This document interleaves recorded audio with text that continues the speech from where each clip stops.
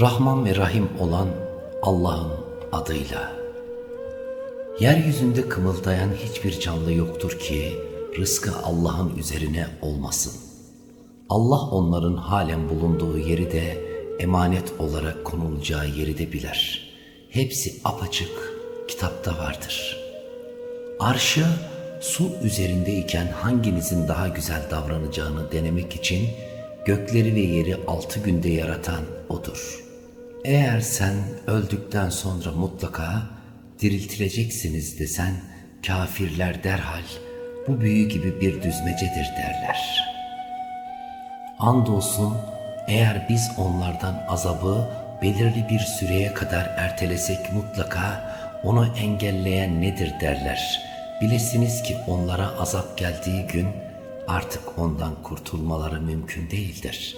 Alay etmekte oldukları şey kendilerini çepeçevre kuşatacaktır. Eğer insana tarafımızdan bir nimet artırır da sonra ondan çekip alırsak, tamamen ümitsizliğe düşer, nankörleşir. Eğer başına gelen bir sıkıntıdan sonra ona bir nimet tattırırsak, kötü durumlar benden uzaklaşıp gitti der. Artık onun bütün yaptığı sevinmek ve övünmektir. Ancak sabredip dünya ve ahiret için yararlı işler yapanlar böyle değildir. İşte onlar için bir bağış ve büyük bir mükafat vardır. Ona bir hazine indirilse veya onunla beraber bir melek gelse ya demelerinden dolayı canın sıkılarak sana vahyedilen ayetlerin bir kısmının tebliğini terk edecek değilsin ya, sen ancak bir uyarıcısın. Allah her şeye vekildir. Yoksa Kur'an'ı kendisi uydurdu mu diyorlar. De ki, eğer doğru söylüyorsanız Allah'tan başka çağırabildiğiniz herkesi yardıma çağırın da siz de onun gibi uydurulmuş 10 sure getirin.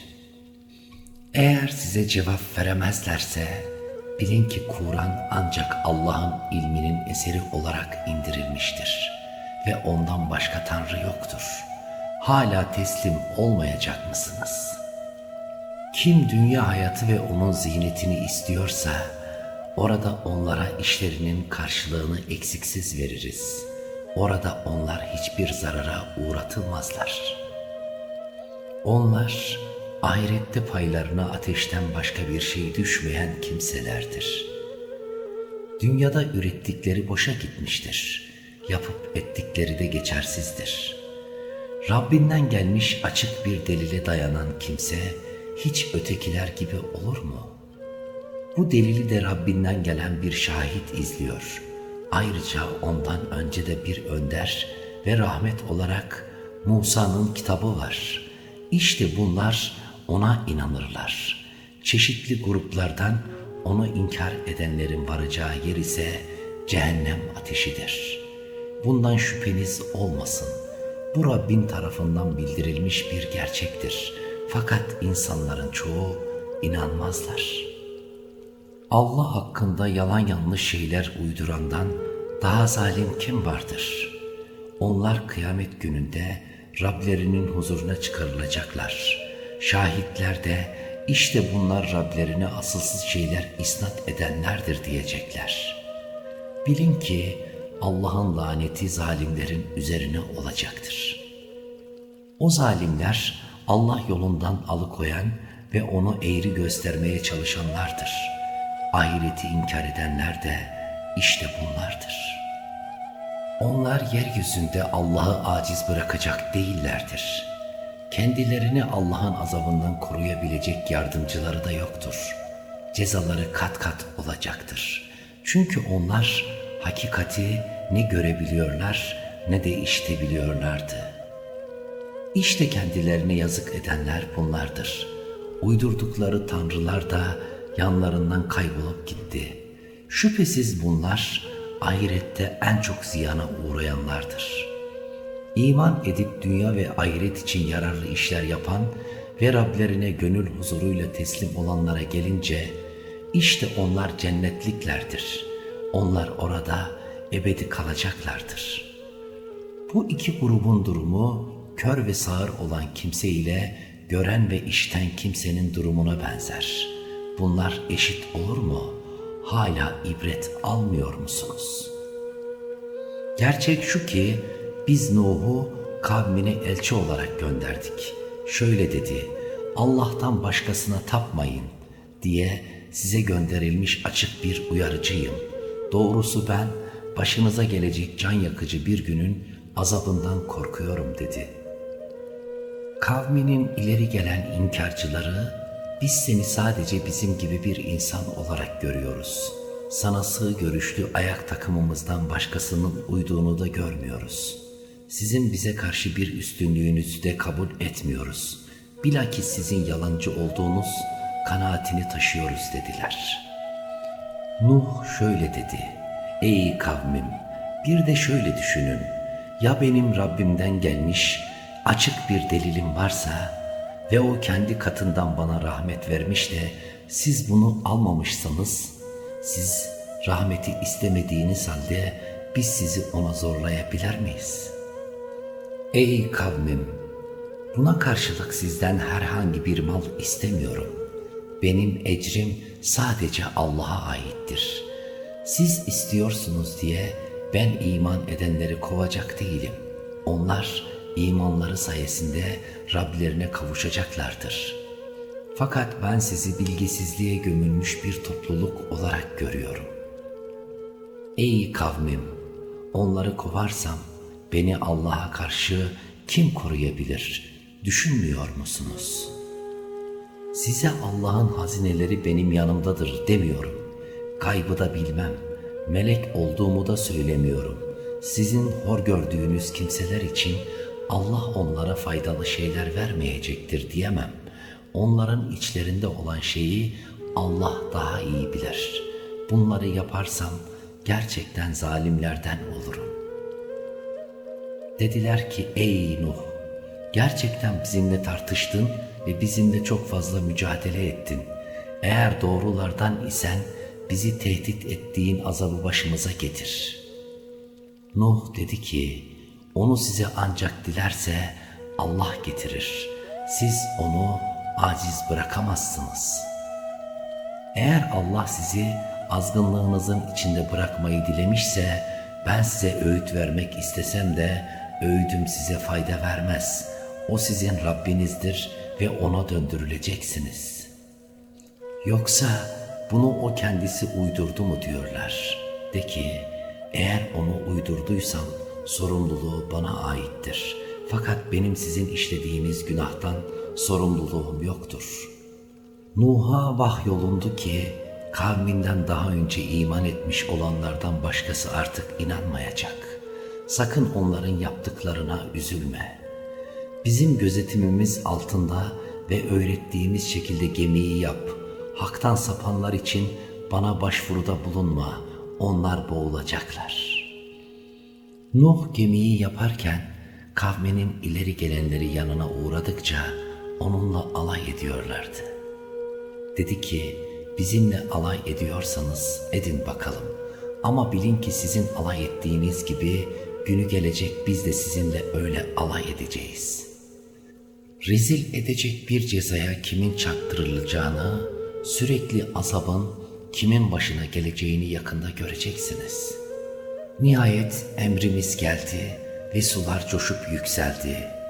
Nuh'a dedik ki, her türden hayvan birer çift ile daha önce haklarında hüküm verilmiş olanlar dışında aileni ve iman edenleri gemiye bindir. Zaten onunla birlikte pek azı iman etmişti. Nuh, haydi gemiye binin. Yüzerken de dururken de Allah'ın adını anın. Şüphesiz ki Rabbim çok bağışlayan, pek esirgeyendir dedi. Derken gemi onları dağlar gibi dalgalar arasında götürmeye başladı. Nuh, uzak duran oğluna, haydi yavrum gel, sen de bizimle birlikte gemiye bin, kafirlerle beraber olma diye seslendi. Oğlu, beni sudan koruyacak bir dağa sığınacağım diye cevap verdi. Nuh dedi ki, bugün Allah'ın hükmünden ancak onu esirgedikleri kurtulacaktır. Derken aralarına dalga giriverdi, böylece o da boğulanlardan oldu. Sonra ey toprak suyunu yut, ey gök sen de tut denildi. Su çekildi, hüküm yerini buldu. Gemi Cudi'nin üzerine oturdu. Zalimlerin topunun canı cehenneme denildi. Nuh Rabbine şöyle seslendi. Ey Rabbim! Şüphesiz oğlum da ailemdendir. Senin vaadin elbette haktır. Sen hakimlerin en adilisin dedi. Allah buyurdu ki ey Nuh! O senin ailenden değildir. Çünkü onun yaptığı iyi olmayan bir iştir. Sakın hakkında bilgi sahibi olmadığın bir şeyi benden isteme. Ben cahillerden olmayasın diye sana öğüt veriyorum. Nuh dedi ki ey Rabbim, ben senden hakkında bilgi sahibi olmadığım bir şeyi istemekten yine sana sığınırım. Eğer beni bağışlamaz ve esirgemezsen kaybedenlerden olurum. Denildi ki ey Nuh, sana ve seninle beraber olan gruplar üzerine bizden selam ve bereketlerle gemiden in. İleride bir süre faydalandıracağımız, sonra tarafımızdan can yakıcı bir azapla cezalandırılacak topluluklar da olacaktır. Ey Peygamber! İşte bu anlatılanlar sana vahyettiğimiz gayb haberlerindendir.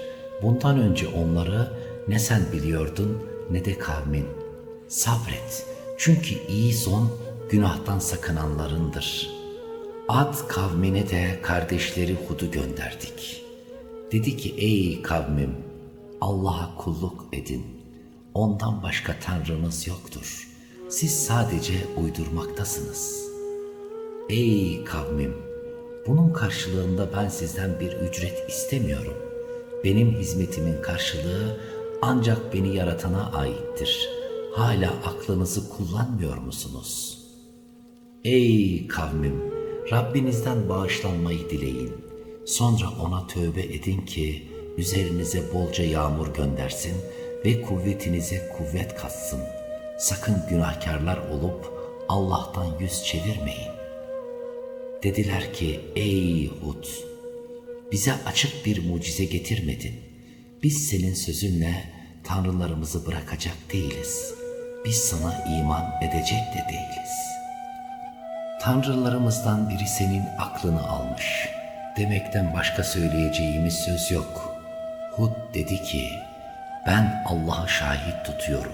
Siz de şahit olun ki sizin Allah'ı bırakıp da ona ortak koştuklarınızdan uzağım. Haydi hepiniz bana tuzak kurun, bana aman vermeyin. Benim de Rabbim, sizin de Rabbiniz olan Allah'a dayandım. Çünkü her canlının kontrolü onun elindedir. Şüphesiz Rabbinin yolu dosdoğru yoldur. Eğer sırt çevirirseniz bilin ki size ulaştırmakla görevli olduğum şeyi size bildirdim. Rabbim yerinize başka bir kavmi getirebilir. Siz ona hiçbir engel çıkaramazsınız. Şüphesiz Rabbim her şeyi gözetendir. Emrimiz gelince Hud'u ve onunla beraber iman edenleri katımızdan bir rahmetle kurtardık. Böylece onları ağır bir azaptan da kurtardık. İşte Ad, Rablerinin ayetlerini inkar ettiler. Onun peygamberlerine asi oldular ve her inatçı zorbanın emrine uydular. Onlar hem bu dünyada hem de kıyamet gününde lanete uğradılar. Evet Ad Rabbini inkar etti. Hud'un kavmi Ad'ın canı cehenneme. Semud kavmine de kardeşleri Salih'i gönderdik. Dedi ki ey kavmim, Allah'a kulluk edin, sizin ondan başka tanrınız yoktur. O sizi yerden var etti ve size orayı mamur hale getirme görevi verdi. O halde ondan mağfiret isteyin, sonra ona tövbe edin. Şüphesiz Rabbim yakındır, duaları kabul eder. Dediler ki ey Salih, sen bundan önce aramızda kendinden iyi şeyler beklenen biriydin. Şimdi babalarımızın taptığı şeylere tapmaktan bizi engellemeye mi kalkışıyorsun? Doğrusu bizi çağırdığın din konusunda şüphelerimiz var. Salih dedi ki, ey kavmim, bir de şöyle düşünün. Ya ben Rabbimden verilmiş apaçık bir delile dayanıyorsam ve o bana kendinden bir lütufta bulunmuşsa, bu durum karşısında ona asi olursam, beni Allah'a karşı kim korur? Size uyarsam, benim ancak zararımı artırırsınız. Ey kavmim, işte size mucize olarak Allah'ın gönderdiği dişi deve. Onu bırakın Allah'ın mülkünde otlasın. Ona kötülük etmeyin. Sonra sizi yaklaşan bir azap yakalar. Buna rağmen o deveyi kestiler. Salih de yurdunuzda 3 gün daha yaşayın dedi. Bu asılsız çıkmayacak bir tehdit idi. Emrimiz gelince Salih'i ve onunla beraber iman edenleri bizden bir rahmet olarak helak olmaktan ve o günün zilletinden kurtardık. Şüphesiz Rabbin kuvvetlidir, üstündür. Zulmedenleri de o korkunç ses yakaladı. Yurtlarında dizüstü çöküp kaldılar. Sanki orada hiç oturmamışlardı. İşte böyle Semud kavmi Rablerini inkar etti. Vay Semud'un haline. Elçilerimiz İbrahim'e müjdeyi getirip selam vermişlerdi. O da selam dedi. Çok geçmeden konuklarına kızartılmış bir buzağı getirdi. Ona el uzatmadıklarını görünce onları yadırgadı ve onlardan dolayı içine bir korku düştü. Korkma, biz Lut kavmine gönderildik dediler. Ayakta bekleyen karısı rahatlayıp güldü. Bu sırada ona İshak'ın ardından da Yakub'un doğacağını müjdeledik. Aman ya Rabbi, ben mi doğuracağım? Ben yaşlı bir kadın, şu da ihtiyar kocam.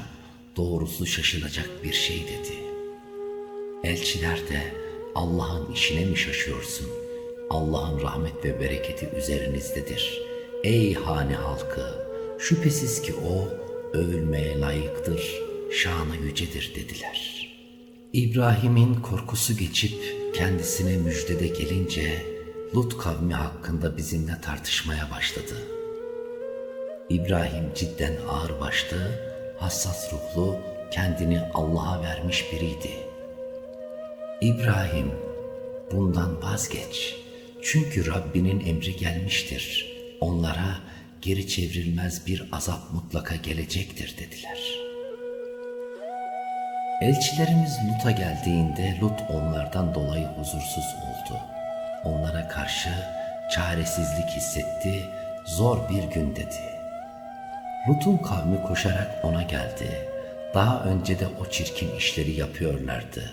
Lut, ey kavmim, şunlar kızlarım, sizin için en nezih olanı onlarla evlenmektir. Allah'tan korkun ve misafirlerimin önünde beni rezil etmeyin. İçinizde aklı başında bir adam yok mu dedi. Sen de biliyorsun ki bizim senin kızlarında gözümüz yok. Bizim ne istediğimizi pekala biliyorsun dediler. Lut, keşke benim size karşı koyacak bir gücüm olsaydı veya güçlü bir desteğe dayanabilseydim dedi. Elçiler, ey Lut, biz Rabbinin elçileriyiz. Onlar sana asla dokunamayacaklar. Sen gecenin bir vaktinde ailenle birlikte yola çık. Eşin hariç sizden hiç kimse geride kalmasın. Çünkü onların başına gelecek olan şüphesiz onun başına da gelecektir. Onlar için belirlenen zaman sabah vaktidir. Sabah da yakın değil mi dediler. Emrimiz gelince oranın altını üstüne getirdik ve üzerlerine sağanak halinde Rabbin katından işaretlenmiş taşlar yağdırdık. Böyle cezalar zalimlerin başından hiç eksik olmaz. Medyen'e de kardeşleri şu ayıbı gönderdik. Onlara şöyle dedi, ey kavmim, Allah'a kulluk edin, ondan başka tanrınız yoktur. Ölçüyü, tartıyı eksik tutmayın. Ben sizi maddi bakımdan iyi durumda görüyorum. Ama doğrusu hakkınızda kuşatıcı bir azap gününden de korkuyorum. Ey kavmim, ölçüyü, tartıyı adaletle tam yapın. İnsanların mallarının değerini düşürmeyin. Yeryüzünde bozgunculuk yaparak karışıklık çıkarmayın. Eğer müminseniz Allah'ın bıraktığı meşru kazanç sizin için daha hayırlıdır. Ben üzerinize bir bekçi değilim. Kavmi ise ey Şuayb! Atalarımızın taptığı şeylerden yahut mallarımız hususunda dilediğimizi yapmaktan vazgeçmemizi sana ibadetin, dinin mi emrediyor? Oysa sen uyumlu ve akıllı birisin dediler. Şuayb de şöyle dedi: ey kavmim! Bir de şöyle düşünün, ya benim Rabbimden açık bir delilim varsa ve o bana tarafından güzel bir nasip vermişse, size yasakladığımı kendim yapmak niyetinde değilim. Ben sadece gücümün yettiği kadar ıslah etmek istiyorum. Fakat başarmam Allah'ın yardımına bağlıdır. Yalnız ona dayanıyor ve ona yöneliyorum. Ey kavmim! Sakın bana karşı muhalefetiniz sizi Nuh kavminin veya Hud kavminin yahut Salih kavminin başlarına gelenlerin benzeri bir musibetin başınıza gelmesine sebep olacak günahlar işlemeye sürüklemesin. Lut kavmi zaten sizden uzak değildir. Rabbinizden bağışlanmayı dileyin. Sonra ona tövbe edin. Muhakkak ki Rabbinin merhameti ve sevgisi boldur dedi. Medyenliler ey Şuayb! Söylediklerinin çoğunu anlamıyoruz. Ayrıca aramızda seni zayıf görüyoruz. Eğer kabilen olmasaydı seni mutlaka taşlayarak öldürürdük. Bizim karşımızda sen güçlü biri değilsin dediler. Şuayb da ey kavmim! Size göre benim kabilem Allah'tan daha mı hatırlı ki onu arkanıza atıp tuttunuz? Şüphesiz ki Rabbim yaptıklarınızı kuşatmıştır. Ey kavmim! Elinizden geleni yapın. Ben de yapacağım. Kimin başına aşağılayıcı bir azap geleceğini ve böylece yalancının kim olduğunu yakında öğreneceksiniz. Bekleyin, ben de sizinle beraber beklemekteyim dedi. Emrimiz gelince Şuayb'ı ve onunla beraber iman edenleri tarafımızdan bir rahmetle kurtardık. Haksızlık edenleri de korkunç bir gürültü yakaladı. Yurtlarında dizüstü çöküp kaldılar. Sanki orada hiç oturmamışlardı. İşte böyle Semud'un yıkıldığı gibi Medyen de yıkılıp gitti. Gerçekten Musa'yı da mucizelerimizle ve apaçık bir delille Firavun'a ve onun adamlarına gönderdik. Fakat onlar Musa'ya değil Firavun'un emrine uydular. Oysa Firavun'un emri isabetli değildi. Firavun kıyamet gününde kavminin önüne düşecek ve onları ateşe götürecektir. Gidilen o yer ne kötü. Onların burada da kıyamet gününde de lanet peşlerini bırakmadı. Verilen ödül ne kötü. İşte sana anlatmakta olduğumuz eski beldelerin haberleri böyle. Kiminin izleri hala ayakta, kimi de biçilip yere serilmiş. Onlara biz zulmetmedik, onlar kendi kendilerine zulmettiler. Rabbinin hükmü geldiğinde Allah'ı bırakıp da taptıkları tanrıları onlara hiçbir şey sağlamadı. Ziyanlarını artırmaktan başka bir işe yaramadı. Rabbin zulme sapan toplulukları yakaladığında işte böyle yakalar. Şüphesiz onun cezalandırması pek elem vericidir, pek çetindir. İşte bunda ahiret azabından korkanlar için elbette bir ibret vardır. O gün bütün insanların bir araya toplandığı gündür ve o gün olup bitenin gözle görüldüğü bir gündür. Biz o günü sadece belli bir süreye kadar erteleriz. O gün geldiğinde Allah'ın izni olmadan hiç kimse konuşamaz. Onlardan kimi bedbahtır, kimi mutlu.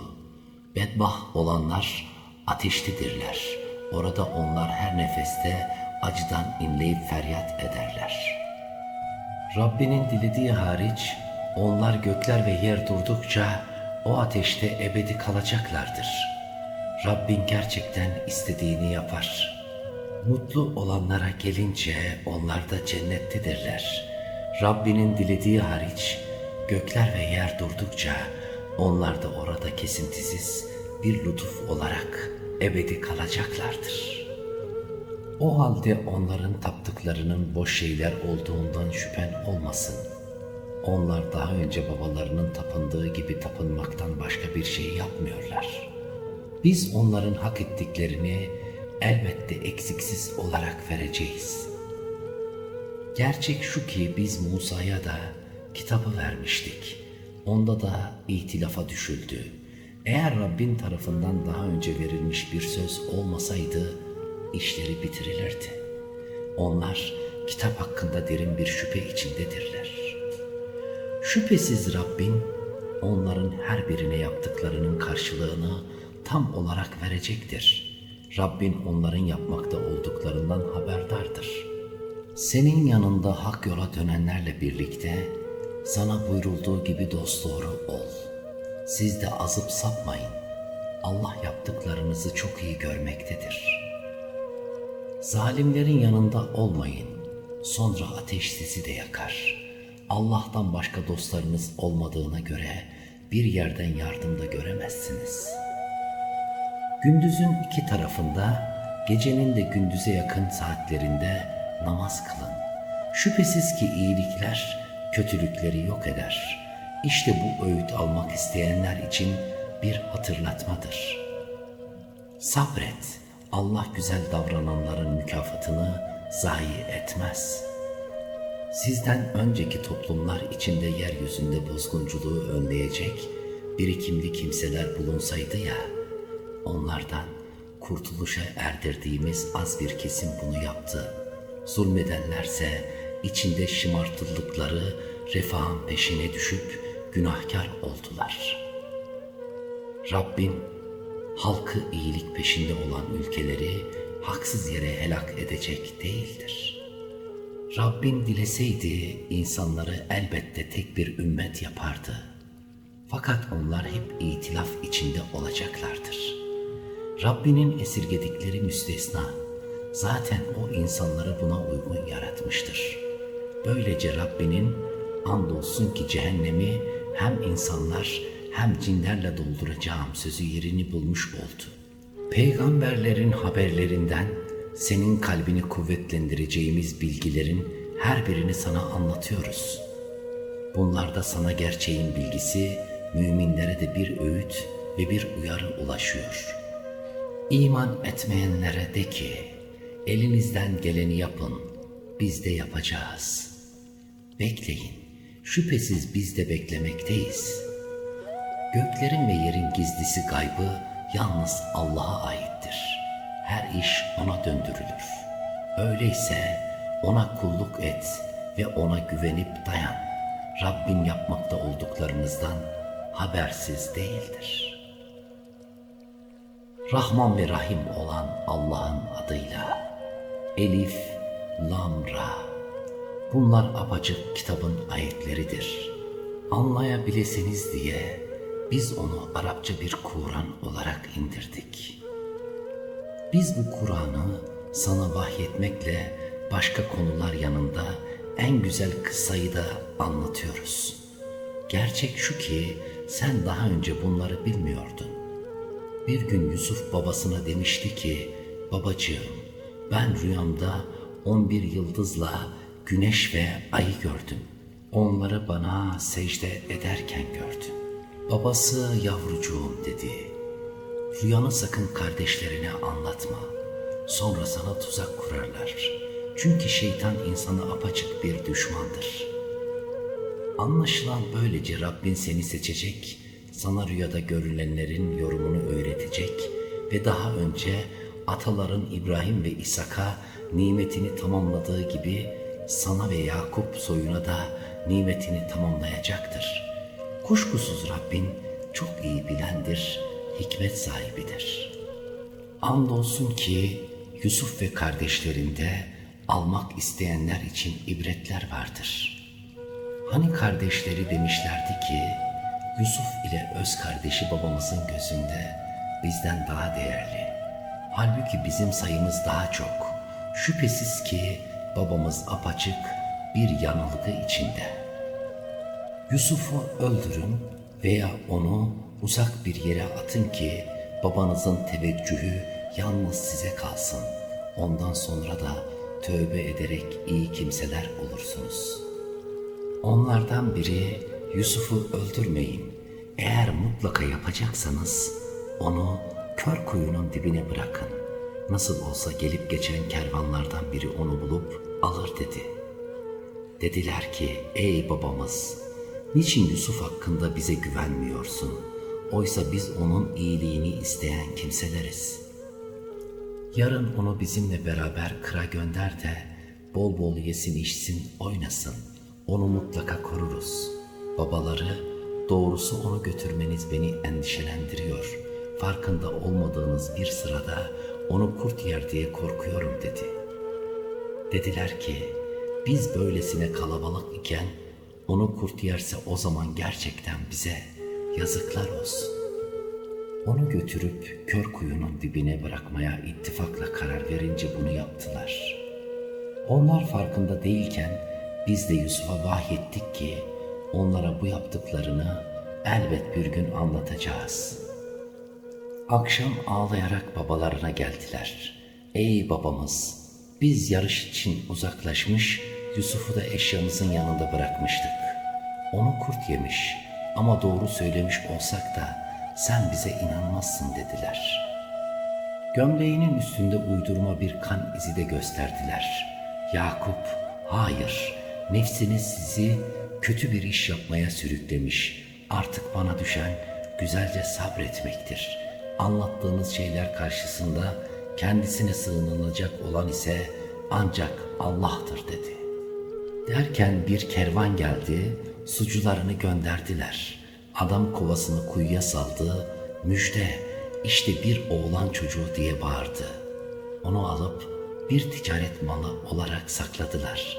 Allah onların yaptıklarını çok iyi biliyordu. Mısır'da onu yok pahasına birkaç dirheme sattılar. Zaten ona pek değer vermemişlerdi. Onu satın alan Mısırlı adam karısına, ona değer ver, güzel bak, umarım ki bize faydası dokunur veya onu evlat ediniriz dedi.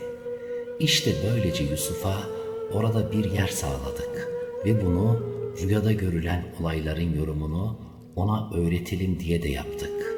Allah emrini yerine getirmeye kadirdir. Fakat insanların çoğu bunu bilmezler. Yusuf olgunluk çağına erişince ona hikmet ve ilim verdik. İşte güzel davrananları biz böyle mükafatlandırırız. Evinde bulunduğu kadın onunla birlikte olmak istedi. Kapıları iyice kapattı ve haydi gel dedi. O da haşa, Allah'a sığınırım. Kocam benim veli nimetimdir. Bana iyilik edip evini açtı. Gerçek şu ki zalimler iflah olmaz dedi. Kadın onu kesinlikle arzulamıştı. Eğer Rabbinin işareti ve ikazını görmeseydi o da kadını arzulardı. Böylece onu kötülükten ve ahlaksız bir iş yapmaktan uzak tutmak istedik. Şüphesiz o samimi kullarımızdandı. İkisi de kapıya doğru koştular. Kadın onun gömleğini arkadan yakalayıp yırttı. Kapının önünde kocasıyla karşılaştılar. Kadın kocasına dedi ki, senin ailene kötülük etmeye kalkışanın cezası ancak zindana atılmak veya ağır fiziksel cezaya çarptırılmak olmalıdır. Yusuf, asıl kendisi benimle birlikte olmak istedi dedi. Kadının akrabasından biri şöyle bilir kişilik yaptı. Eğer adamın gömleği önden yırtılmışsa kadın doğru söylemiştir. Adam yalancıdır. Eğer gömleği arkadan yırtılmışsa kadın yalan söylemiştir. Adam doğru söylemektedir. Aziz Yusuf'un gömleğinin arkadan yırtılmış olduğunu görünce şöyle dedi. Anlaşılıyor ki bu iş siz kadınların bir entrikasıdır. Sizin entrikanız çok tehlikelidir. Yusuf, sen bunu olmamış say. Kadına sen de günahının affını dile. Çünkü sen günahkarlardan oldun. Şehirdeki bazı kadınlar Aziz'in karısı hizmetindeki genç ile birlikte olmak istiyormuş. Yusuf'un sevdası kalbine işlemiş, biz onu gerçekten açık bir sapkınlık içinde görüyoruz dediler. Aziz'in karısı kadınların dedikodularını duyunca onlara davetçi gönderdi. Yaslanmaları için yastıklar hazırladı ve onlardan her birine bir bıçak verdi. Kadınlar meyvelerini soyarken Yusuf'a karşılarına çık dedi. Kadınlar Yusuf'u görünce güzelliği karşısında şaşırıp kaldılar. Bu yüzden ellerini kestiler ve aman Allah'ım, bu bir beşer değil, bu ancak seçkin bir melektir dediler. Kadın dedi ki, işte hakkında beni kınadığınız şahıs budur. Ben onunla birlikte olmak istedim. Fakat o iffetini korudu, andolsun eğer kendisinden istediğimi yapmazsa mutlaka zindana atılacak ve elbette sürünenlerden olacaktır. Yusuf, Rabbim, zindan bana bunların benden istediklerinden daha iyidir. Eğer onların bana kurdukları tuzağı boşa çıkarmazsam, korkarım ki onlara meyleder ve cahillerden olurum dedi. Rabbi onun duasını kabul etti ve kadınların tuzağına düşürmedi. Şüphesiz o her şeyi işitir, pek iyi bilir. Sonunda kesin delilleri görmelerine rağmen onu bir zamana kadar zindana atmak yetkililerce gerekli ve uygun görüldü. Onunla birlikte zindana iki genç daha girdi. Onlardan biri ben rüyada şarap yaptığımı gördüm dedi. Diğeri de ben de başımın üstünde bir ekmek taşıdığımı gördüm. Kuşlar ondan yiyordu. Bunun yorumunu bize bildir. Kuşkusuz biz seni bu işleri iyi bilen biri olarak görüyoruz dedi. Yusuf şöyle cevap verdi. Size erzak olarak verilecek yemek gelmeden önce onun yorumunu mutlaka size haber vereceğim. Bu Rabbimin bana öğrettiklerindendir. Şüphesiz ben Allah'a inanmayan, ahireti de inkar eden bir kavmin Mısırlıların dininden uzak durdum. Atalarım İbrahim, İshak ve Yakup'un dinine uydum. Allah'a herhangi bir şeyi ortak koşmamız bize yaraşmaz. Bu Allah'ın bize ve insanlara olan lütfundandır. Fakat insanların çoğu şükretmezler. Ey hapishane arkadaşlarım! Çeşit çeşit tanrılar mı yoksa gücüne karşı durulamaz olan bir tek Allah mı inanıp bağlanmak için daha iyi? Allah'ı bırakıp da taptıklarınız sizin ve atalarınızın taktığı bir takım isimlerden başka bir şey değildir. Allah onlar hakkında herhangi bir delil indirmemiştir. Hüküm sadece Allah'a aittir. O size kendisinden başkasına ibadet etmemenizi emretmiştir. İşte dosdoğru din budur. Fakat insanların çoğu bilmezler. Ey zindan arkadaşlarım! Biriniz efendisine şarap sunacak, diğeri ise asılacak ve kuşlar onun başından yiyecek. Yorumunu sorduğunuz rüyalardaki durum bu şekilde kesinleşmiştir. Onlardan kurtulacağına inandığı kişiye efendinin yanında benden bahset dedi. Fakat şeytan ona efendisine Yusuf'tan söz etmeyi unutturdu. Dolayısıyla Yusuf birkaç sene daha zindanda kaldı. Kral dedi ki, rüyamda 7 arık ineğin 7 semiz ineği yediğini gördüm. Ayrıca 7 yeşil ve bir o kadar da kuru başak gördüm. Efendiler, eğer rüya yorumluyorsanız bu rüyamı da bana yorumlayın. Adamlar, bunlar karma karışık düşlerdir. Biz böyle düşleri yorumlamayı bilmeyiz dediler. O iki kişiden hapisten kurtulup bunca zaman geçtikten sonra Yusuf'un tembihini hatırlayan genç, ben size bu rüyanın yorumunu bildireceğim, beni hemen gönderin dedi. Zindana gelerek Yusuf, ey özü sözü doğru arkadaş, rüyada görülen 7 arık ineğin yediği 7 semiz inek ile 7 yeşil bir o kadar da kuru başak hakkında bize yorum yap. Umarım ki bu bilgiyle insanlara dönerim ve umarım onlar da belki ne yapacaklarını bilirler dedi. Yusuf şöyle dedi: her zaman yaptığınız gibi 7 sene ekin ekeceksiniz. Sonra yemek için ayıracağınızdan ibaret olan az bir miktar hariç hasat ettiğiniz ürünü başağında iken bırakın, böyle saklayın. Sonra bunun ardından 7 kıtlık yılı gelecek ve o yıllar saklayacaklarınızdan az bir miktar tohumluk hariç biriktirdiklerinizi yiyip bitirecektir. Sonra bunun ardından bir yıl daha gelecek. Artık o yıl insanlar ilahi yardıma mazhar olacaklar ve o yılda sıkma besinler üretecekler. Kral, onu bana getirin dedi. Elçi Yusuf'a geldiğinde Yusuf, efendine dön de sor ona, ellerini kesen o kadınların zoru neydi? Şüphesiz Rabbim onların hilesini çok iyi bilir dedi. Kral kadınlara, Yusuf'u elde etmek istediğinizde beklentiniz ne oldu diye sordu. Kadınlar, haşa, Allah için biz ondan hiçbir eğrilik görmedik dediler. Aziz'in karısı da şimdi gerçek ortaya çıktı, ben onunla beraber olmak istemiştim. Şüphesiz ki o doğru söyleyenlerdendir dedi.